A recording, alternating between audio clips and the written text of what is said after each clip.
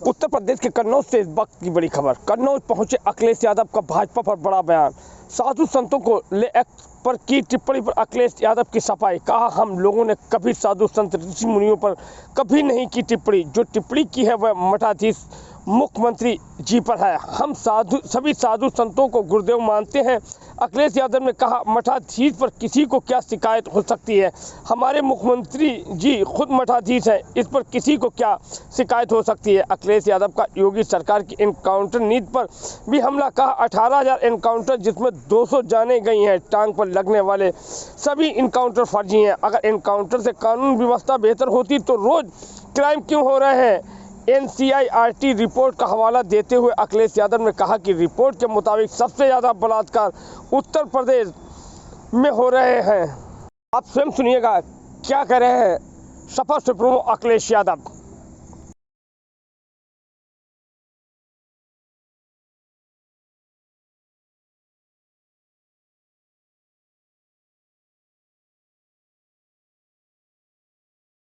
या हाथ में गोली लगी है, इसका नाम दिया है हाफ इनकाउंटर या टांग पे गोली वाला इनकाउंटर। ये जितने भी टांग पर गोली वाले इनकाउंटर हैं, ये सब फर्जी इनकाउंटर हैं। और ये मैं नहीं कह रहा हूं, मेरे साथ साथ अंग्रेजी के एक अखबार प्रतिष्ठित, उसने कहा कि 18,000 इनकाउंटर उत्तर प्रदेश में हो चुके हैं। और करीब में एक वरिष्ठ पत्रकार को सुन रहा था, वो कह रहे थे कि 10,000 इनकाउंटर हुए हैं ऐसे। और अगर इनकाउंटर से ही कानून व्यवस्था सुधर रही होती तो हमारे कन्नौज के लोगों बताओ, एक दलित बेटी को फांसी के फंदे पर लटकना पड़ा।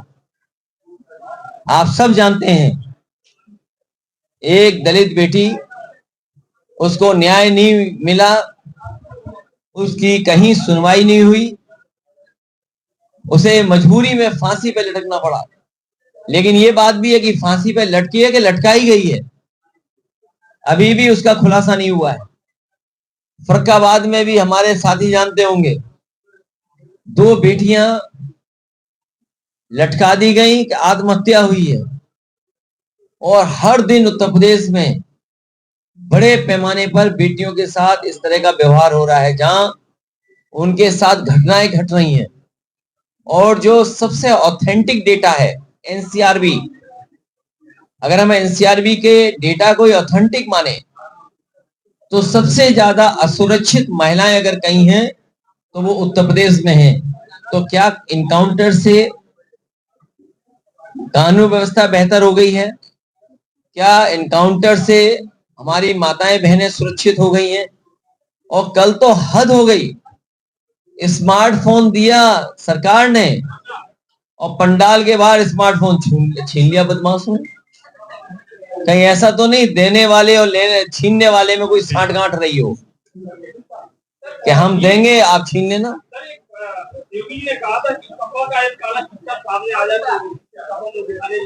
पिछले 7 साल से काला मुंह तो हम लोग देख रहे हैं कई लोगों का। ये भाषा व्यवहार नहीं होना चाहिए किसी भी सरकार के सबसे ऊंचे पद पे बैठे हुए व्यक्ति का।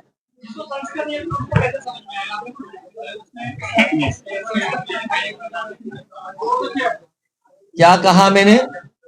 नहीं, मैंने ऐसा कुछ नहीं कहा, मैंने ऐसा कुछ नहीं कहा। अगर कहा हो तो बताइए।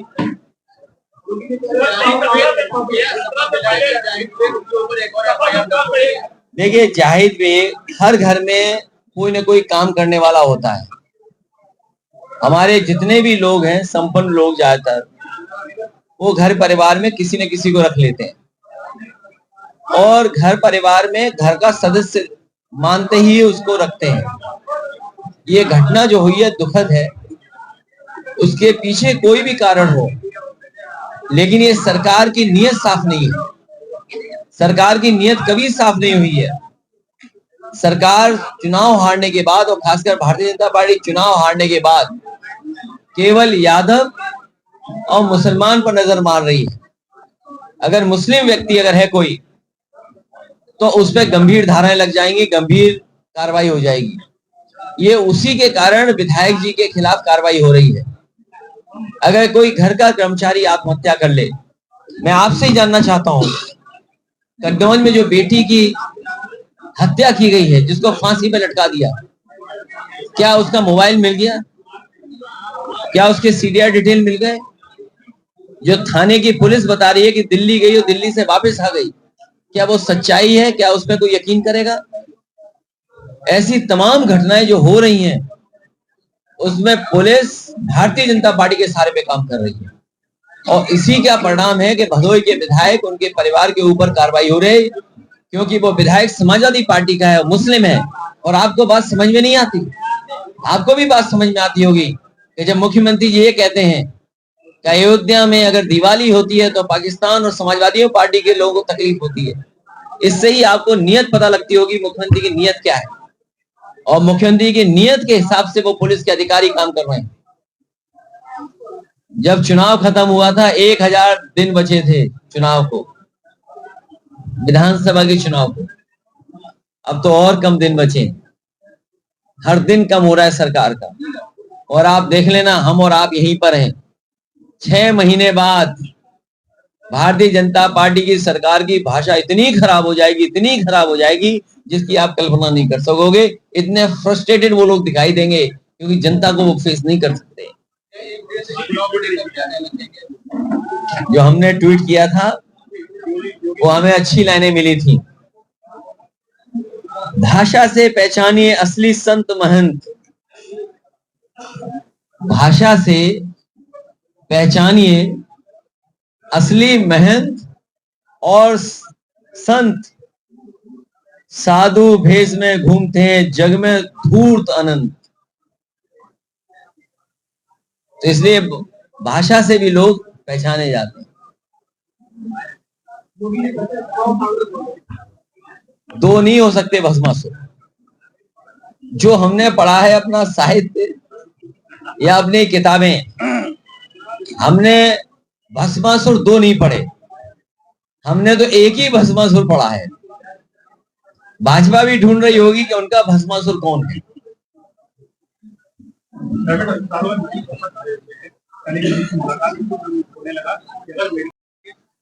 मेरे पत्रकार साथियों, हम और आप जब बीमार होंगे कभी कन्नौज में, तो इसी मेडिकल कॉलेज में जाना पड़ेगा।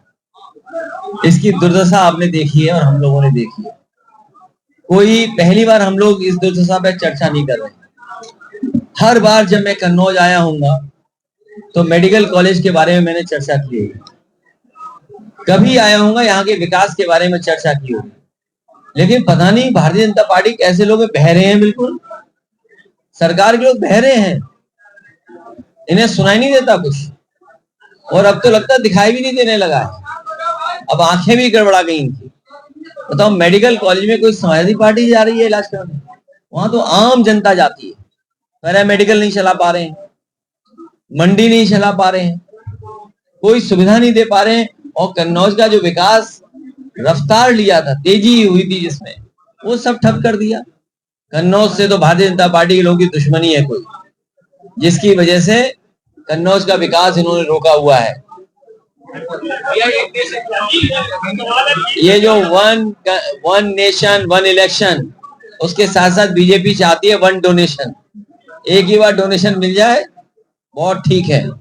और जिस तरीके से सरकारी विभाग आउटसोर्स हो गए हैं, नौकरियां आउटसोर्स हैं, आप देख लेना, एक दिन भारतीय जनता पार्टी कहेगी कि अब चुनाव आयोग की जरूरत क्या है, 5 साल में एक बार चुनाव होना है, बाकी दिनों हम क्यों चुनाव आयोग के कर्मचारियों को, अधिकारियों को वेतन दें। तो ये चुनाव आयोग को भी आउटसोर्स करना चाहते हैं। आप जानकारी कर लेना, ये जितने बीएलओ हैं ये सब आउटसोर्स हैं। इलेक्शन कमीशन के तमाम इंजीनियर अधिकारी आउटसोर्स होते हैं। ये वन नेशन वन इलेक्शन बहुत बड़ी साजिश है, लोकतंत्र को खत्म करने की और चुनाव आयोग को खत्म करने की। और भारतीय जनता पार्टी चाहती है कि चुनाव आयोग में भी उनके ही लोग बैठ जाएं। जब ठेके पे लोग लिए जाएंगे, आउटसोर्स पे लोग लिए जाएंगे, तो बीजेपी अपने लोगों को एडजस्ट कर लेगी, अपने लोगों को बैठा देगी। सोचिए, अगर इलेक्शन कमीशन में भी वन नेशन वन इलेक्शन के बहाने अपने लोगों को बैठा देगी तो कितना फेयर इलेक्शन होगा।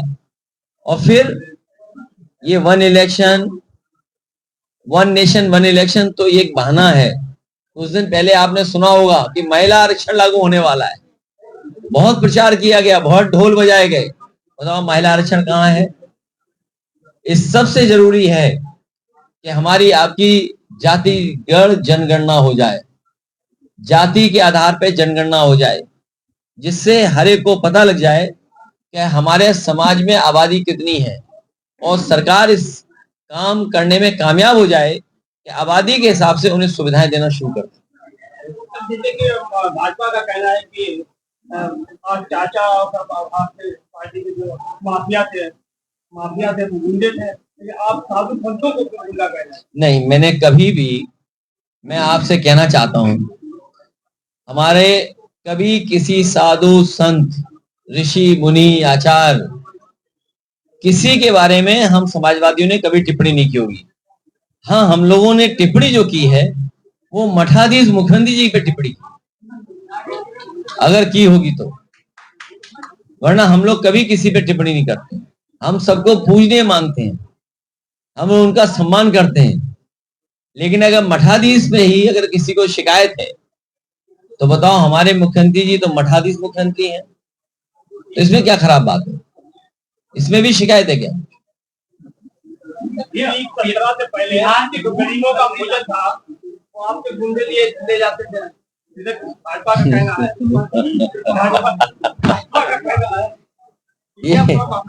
इन भाजपा के लोगों से पूछिए, इनके डिप्टी सीएम शिकायत करते हैं भ्रष्टाचार की। आप पता करिए, डिप्टी सीएम भ्रष्टाचार का करते हैं शिकायत, इनके विधायक न्याय मांगने के लिए धरने बैठते हैं, इनके विधायक भ्रष्टाचार के खिलाफ धरने पे बैठते हैं, इनके विधायक मंत्री कह रहे हैं लूट हो रही है, लूट, अधिकारी कह रहे हैं लूट हो रही है।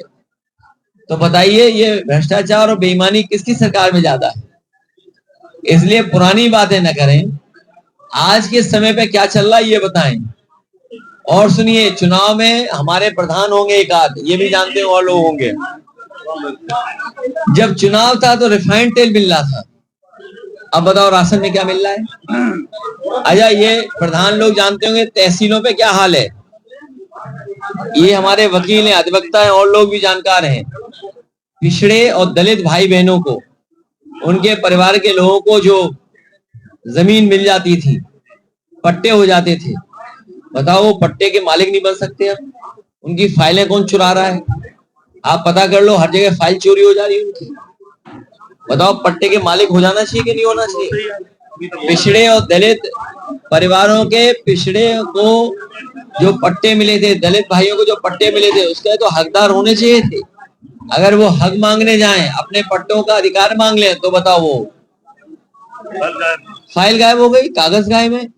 और मैं आपसे कहना चाहता हूं, अभी मैं आज ही का अखबार पढ़ रहा था, आज ही का अखबार में पढ़ रहा था, और उसमें बहस इस बात के लिए लिखी थी, कुछ देशों में ये बहस चल रही है कि बच्चों के हाथ में मोबाइल किस उम्र पर पहुंचे, या इंटरनेट की एक्सेस किस उम्र में उनके हाथ में हो। उसमें भी कई कोनों से ये बहस छिड़ रही है कि इंटरनेट की एक्सेस जल्दी नहीं मिलनी चाहिए बच्चों को, और क्योंकि उससे बहुत सारा दुष्प्रचार भी हो रहा है, कुछ घटनाएं भी हो रही हैं, इसलिए हमें आपको सबको सावधान रहना पड़ेगा। आप देखिए, दम देखिए, हमारे मुख्यमंत्री दम ही नहीं ले रहे हैं। उन्हें पता है उनकी कुर्सी हटनी है, उन्हें छीनी जाएगी कुर्सी, तो वो केवल बहाना ले रहे हैं चुनाव का कि चुनाव हो जाने दिए तब कुर्सी पर फैसला लीजिए। जनता 10 की 10 सीटें हराएगी बीजेपी को, न केवल विधानसभा हारेंगे बल्कि कुर्सी भी छिन जाएगी, और इसीलिए बीएलओ हटाए जा रहे हैं। सोचिए, सबसे छोटा कर्मचारी कौन होता है? बीएलओ। जात के आधार पे बीएलओ अपॉइंट हो रहा है, जात के आधार पे एसडीएम अपॉइंट हो रहा है, जात के आधार पर और अधिकारी अपॉइंट हो रहे हैं। मुझे खुशी है कि आपके ही बीच का एक साहसी पत्रकार ने एक सूची जारी की है, आपके ही बीच का एक साहसी पत्रकार, उसने पूरे उत्तर प्रदेश की सूची जारी कर दी है कि किस तरीके से एक ही जाति के लोग कहां कहां बैठे हुए हैं। हमें उम्मीद है हमारे ये भी पत्रकार थोड़ा साहस दिखाएंगे। उत्तर प्रदेश के चुनाव में चिराग पासवान की पार्टी लड़ने वाली है। आज की खबर आपने पढ़ी होगी। उत्तर प्रदेश बड़ा प्रदेश है, सबको आना चाहिए। जैसे आपने पीडीए चलाया था, मायावती वाम से लेकर आ रही है। वाम से बहुत पुराना संगठन है और पीडीए बड़ी लड़ाई लड़ने जा रहा है। पीडीए सबको लेकर के साथ चलने वाला गठबंधन है। पीडीए की छतरी के अंदर हम सब आप लोग हैं, इसलिए पीडीए ही एनडीए को हराएगा, पीडीए ही भारतीय जनता पार्टी को हराएगा।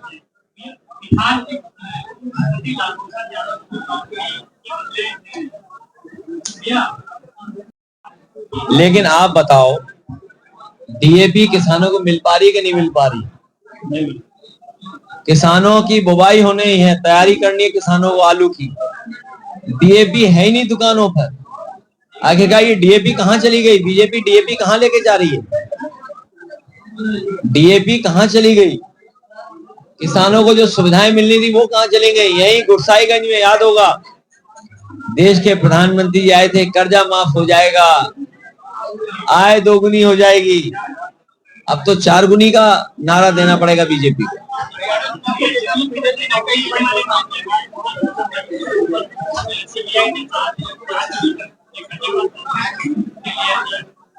देखिए, मैंने तो कई मौकों पर कहा है, जैसे थाने चल रहे हैं ना, यहाँ भी आप जानते हो कि पत्रकार थाने कैसे चल रहे हैं, वैसे ही सीधे चल रहे हैं।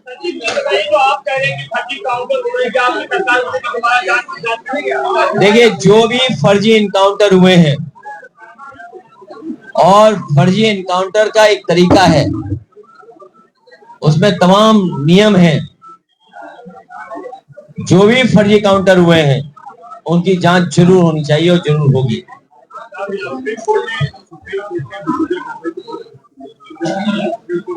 अब स्टीयरिंग उखड़ गया है, दोनों लोग पार्किंग में खड़े होंगे कुछ दिन बाद, चलाने वाले और चलने वाला। मेरे पत्रकार और ये जो मिलने मिलाने की असुविधा हो रही है, अगली बार एक बहुत बढ़िया टी शेड बनाऊंगा। ये कमरे लायक नहीं है मामला, ये टी शेड में ठीक रहेगा। बाहर मैदान है हमारे पास, बढ़िया टी शेड हो जाएगी, वहां आराम से बैठेंगे हम लोग सब, हवा भी लगेगी अच्छी, हवा भी लगेगी अच्छी। नहीं, एक दिन हम पत्रकार साथी को अलग से लखनऊ बुला लेंगे। खैर, मैं अभी गुरसाईगंज में जो हाई टेंशन लाइन थी, जिसके कारण बड़ी संख्या में लोग घायल हुए हैं, हम सभी समाजवादियों की मांग है कि ऐसे परिवार जिनके सदस्यों को चोट पहुंची है, हाई टेंशन आग लगने से केबल की लाइन जो गिरी उसके वजह से जो नुकसान हुआ है, आग लगी है, बड़े पैमाने पर बच्चे, परिवार के सदस्य आग से झुलस गए हैं, जल गए हैं। ये सरकार की जिम्मेदारी बनती है और खासकर बिजली विभाग की जिम्मेदारी है कि समय समय पर तार को देखें, कहीं तारों की वजह से किसी का नुकसान ना हो रहा हो, किसी की जान न जा रही हो, तार की वजह से आग न लग जाए। और कई बार उत्तर प्रदेश में इस बात सूचना मिली थी कि जो बिजली के तार हैं वो इतने झूल गए हैं कि फसलों को छू करके जा रहे थे, उसकी वजह से भी कई जगह आग लगी है, नुकसान हुआ है। और गुरसाईगंज में तो हाई टेंशन वाली केबल गिर पड़ी। ये तो भगवान की कृपा है कि जिसकी वजह से कोई बड़ी घटना नहीं घटी, बड़ा हादसा नहीं हुआ, वरना न जाने कितने लोगों की जान चली जाती। सरकार उन परिवारों के इलाज की देखभाल करे, जो नुकसान हुआ मदद करे। और हम समाजवादी पार्टी के संगठन के लोग भी पार्टी से थोड़ा बहुत सहयोग उनका करेंगे। जहां तक कन्नौज और कन्नौज लोकसभा का है सवाल, पता नहीं भारतीय जनता पार्टी को क्या दुश्मनी है कन्नौज की जनता से। यहाँ की जो जो सुविधाएं थी उन सब सुविधाओं को बर्बाद कर दिया है। बिजली आ नहीं रही है, और बिजली अगर आ रही है तो उससे पहले बिजली का बिल बढ़ा हुआ आ जा रहा है, और बढ़ा हुआ बिजली के साथ साथ पुलिस भी चली आ रही है, मुकदमे हो रहे हैं, और जहां जर्जर ताल है उनका कोई इंतजाम सरकार नहीं कर रही है। ये कन्नौज वो जगह है जहां सबसे ज्यादा सब स्टेशन बने थे, सबसे ज्यादा तारों को ठीक किया गया था, अंडर ग्राउंड केबलिंग भी काम का शुरू हो गया था, जिसमें कन्नौज था, तिरवा हुआ था। हमें उम्मीद है गुरसाईगंज और जिलों और कस्बों को भी ये जिस तरीके से समाजवादी सरकार में कन्नौज, तिरवा या अन्य जगह पर तार अंदर हुए थे, यहां भी करेंगे।